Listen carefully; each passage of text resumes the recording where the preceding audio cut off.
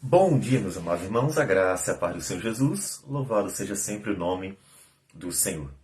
Deus é Deus de misericórdia e as suas ternas misericórdias permeiam toda a criação. Nós podemos ver principalmente isso na relação de Deus, o Criador, com os seres humanos, feitos à sua imagem, mas, por causa do pecado, vivem muito longe do Senhor. Mesmo assim, Deus assiste com graça e misericórdia toda a raça humana, provendo aquilo que é necessário para o dia a dia e até atende o clamor dos pecadores que se achegam humildemente aos seus pés por Cristo Jesus. E nós que vamos continuar a nossa jornada de meditações no Novo Testamento, vamos tomar como ponto de partida Mateus capítulo 15, a partir do versículo 21. Nós havíamos feito até o versículo 20. E diz assim então, Mateus 15, 21.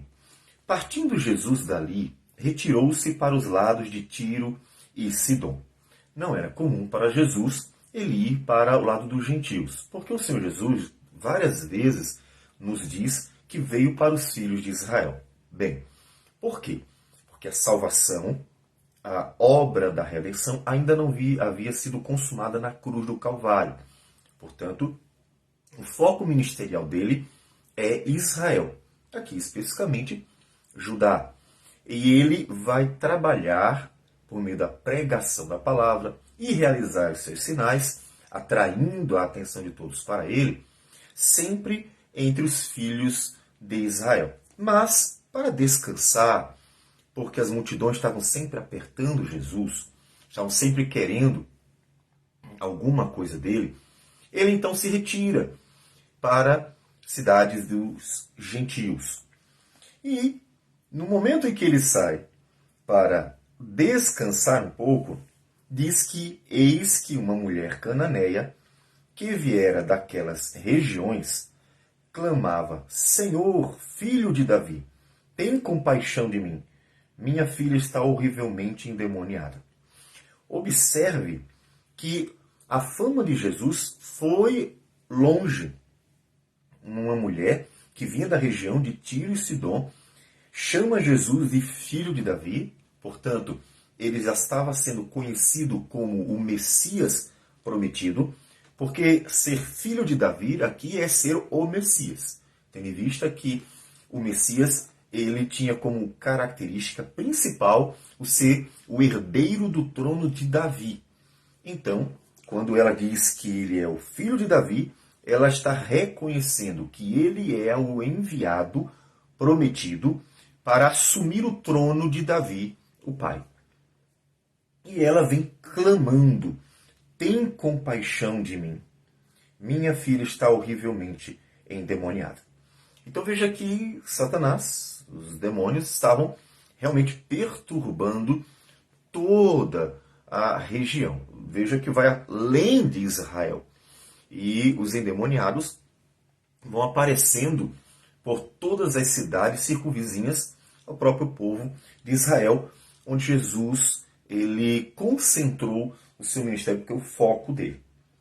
Ele, porém, não lhe respondeu palavra.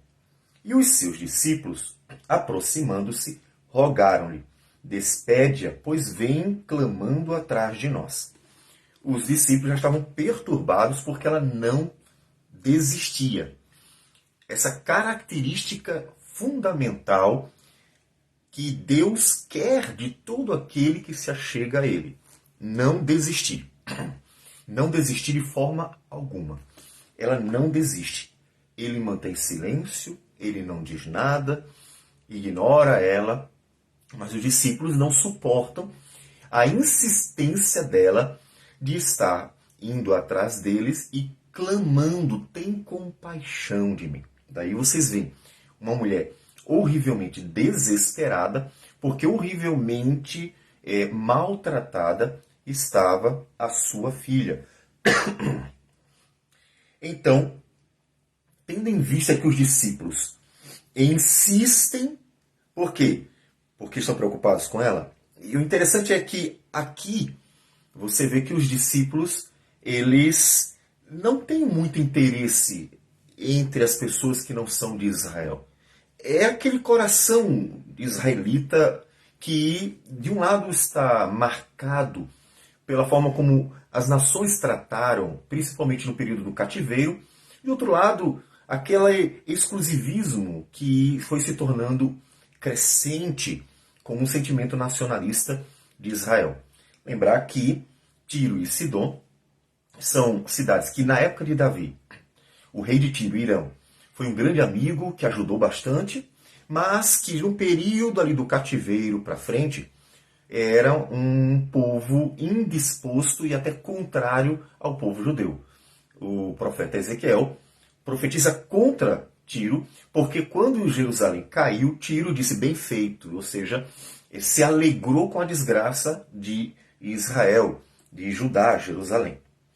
Então, o pessoal não está muito interessado, preocupado com a miséria da mulher, mas quer se livrar do problema. E Jesus, naquele momento, responde: não fui enviado senão às ovelhas perdidas da casa de Israel.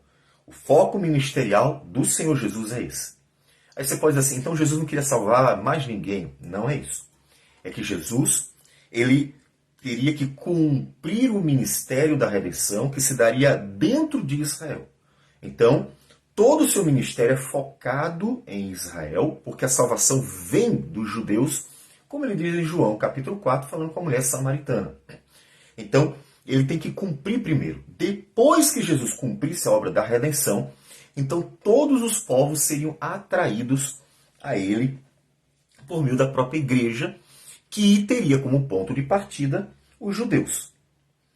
Então, diante da resposta, ou seja, Jesus primeiro ignorou, depois deixou bem claro, olha, não, eu vim para os filhos de Israel, portanto agora não vou lhe atender.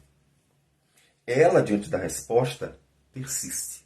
A persistência daquela mulher é fundamental. Nos lembra exatamente a parábola que o Senhor Jesus nos conta em Lucas, capítulo 18, dizendo: disse-lhes uma parábola sobre o dever de orar sempre e nunca esmorecer.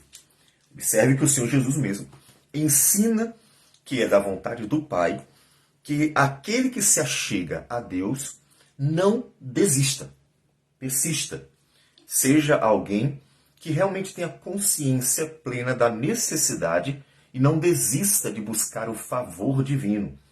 Não é porque Deus não está ouvindo. Você diz assim, mas por que eu preciso falar com Deus tantas vezes para Ele me atender às vezes?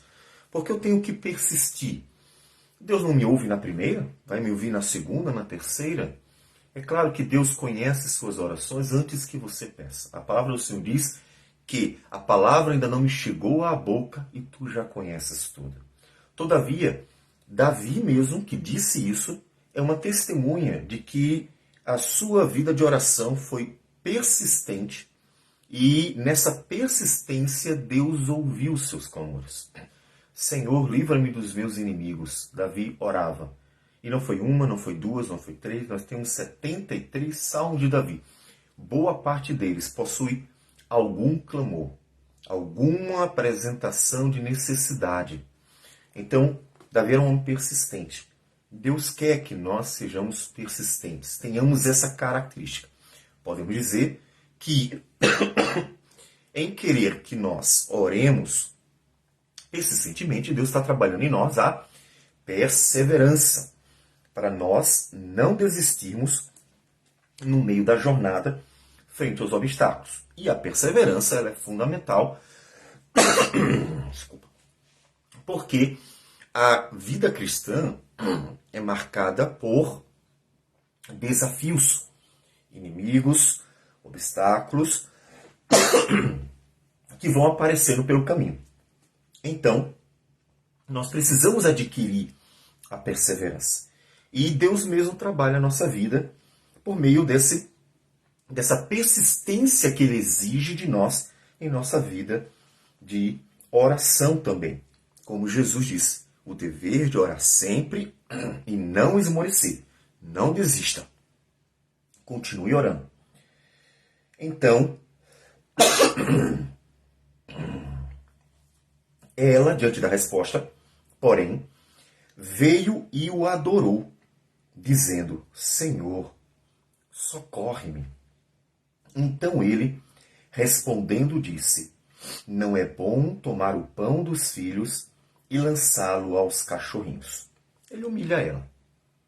Aqui não é necessário nós tentarmos tratar a etimologia do termo cachorrinho.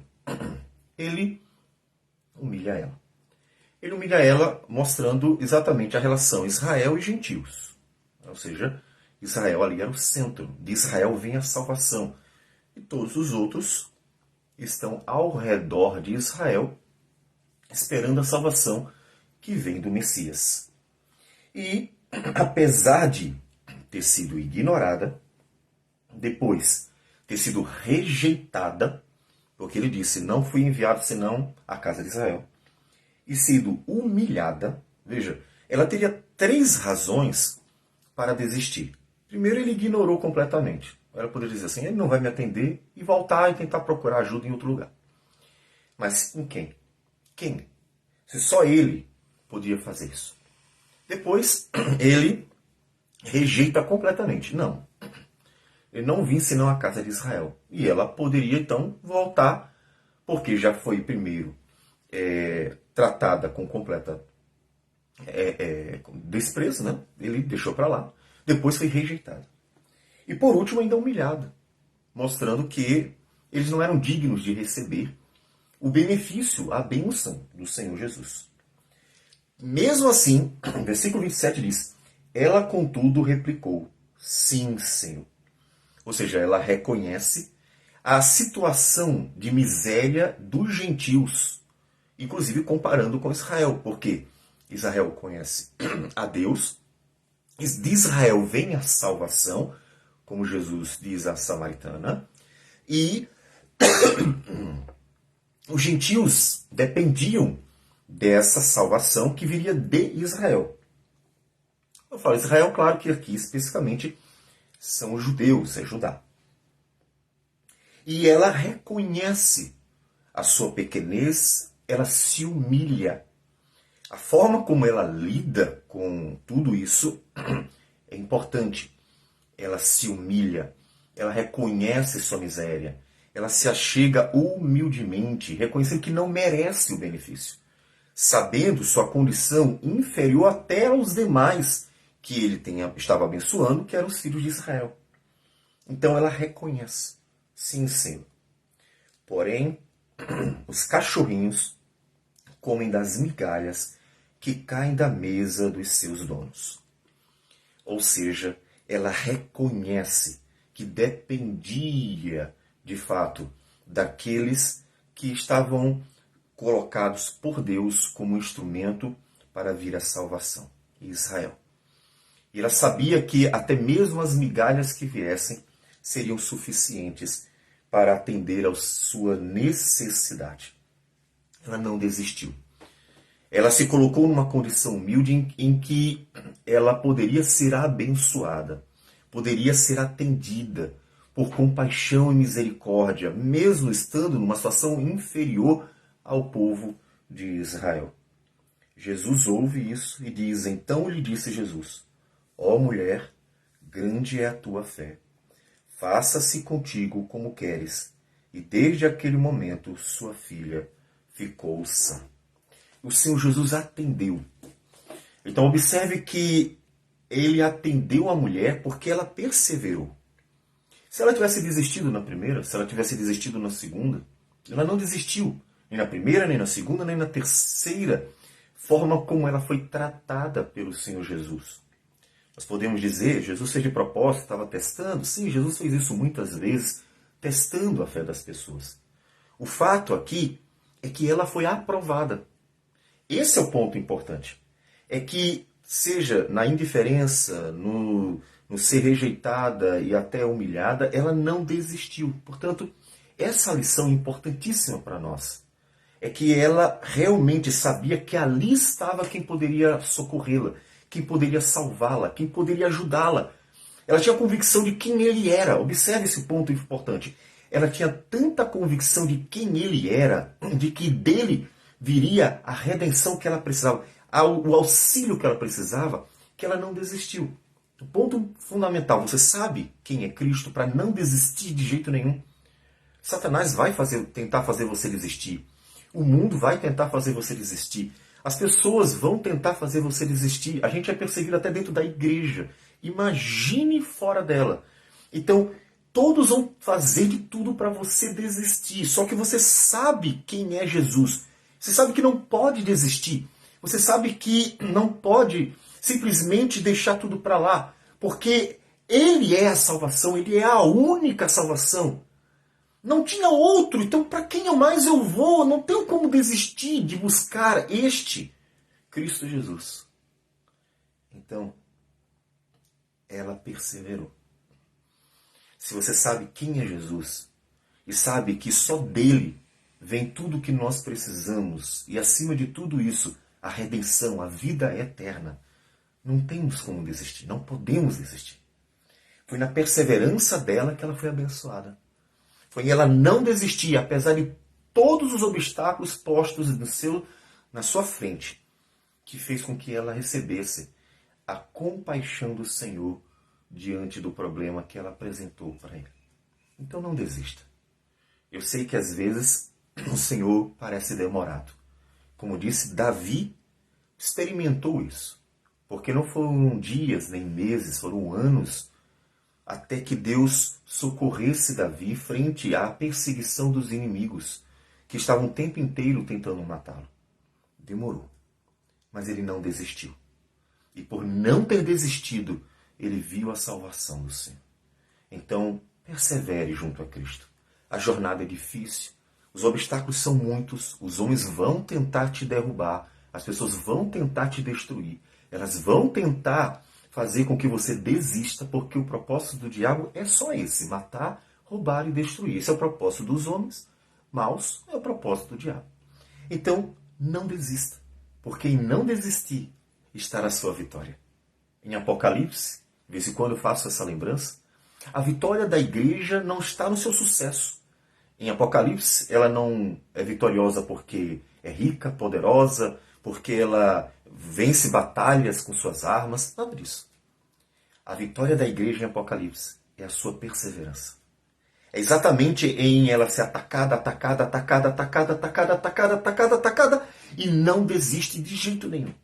Continua firme, caminhando, andando, seguindo, apesar de todas as atrocidades que os inimigos fazem. Ela não desiste. Não desista.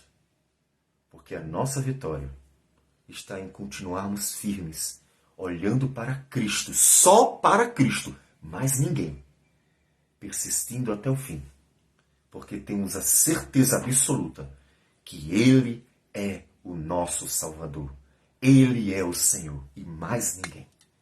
Então continue firme nessa caminhada, na caminhada do Senhor. Vamos orar. Senhor Deus amado, obrigado porque o Senhor teve compaixão de nós. E em nossas misérias, aqueles que se achegam humildemente a Ti, o Senhor, ó Deus, com compaixão nos socorreu, o Senhor atendeu o nosso clamor, o Senhor nos levantou, nos deu vestes novas, nos deu a sua justiça e nos deu, ó Deus, uma nova jornada, uma nova vida. Não nos deixe desistir, porque, Senhor, a vida cristã é difícil. Os inimigos são muitos, os obstáculos diversos, e de tudo, Senhor Deus, parece querer que nós desistamos. Nos ajude a ser firmes e perseverantes. Ajude-nos, Senhor, para que nunca desistamos daquele que é o único Senhor e Salvador. Para que o Teu nome seja glorificado naqueles que perseveram. E para que aqueles que perseveram se alegrem em Ti, só em Ti. É o que nós Te pedimos. Abençoe Tua igreja. Sê gracioso com ela. Em nome do Senhor Jesus. Amém, Senhor. Que Deus abençoe a todos e tenha um bom dia.